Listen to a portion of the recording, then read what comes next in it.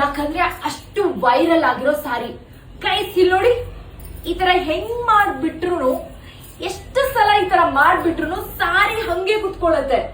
3 months ಬೇಕಾಯ್ತು ನನಗೆ ಈ ಒಂದು ಸಾರಿ ರೀಸ್ಟಾಕ್ ಆಗಕ್ಕೆ. ನಂಬ್ತೀರಾ?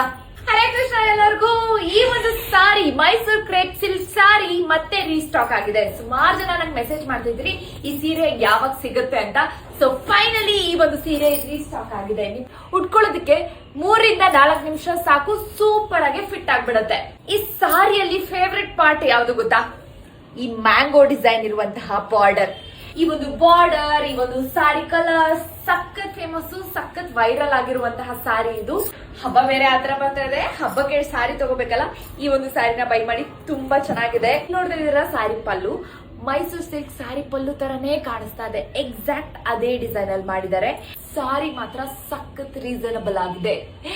ನಿಜವಾಗ್ಲೂ ಹೇಳ್ತಿದೀನಿ, ಅಷ್ಟು ಬೆಣ್ಣೆ ತರ ಇರೋ ಸಾರಿ ಇದು. ಮೈಸೂರು ಕ್ರೇಪ್ ಸಿಲ್ಕ್ ಸಾರಿ ನಿಮ್ಗೂ ಬೇಕಾ? ಹಾಗಾದ್ರೆ ಏನ್ ಮಾಡ್ಬೇಕು? ಲಿಂಕ್ ಅಂತ ಕಮೆಂಟ್ ಮಾಡ್ಬೇಕು.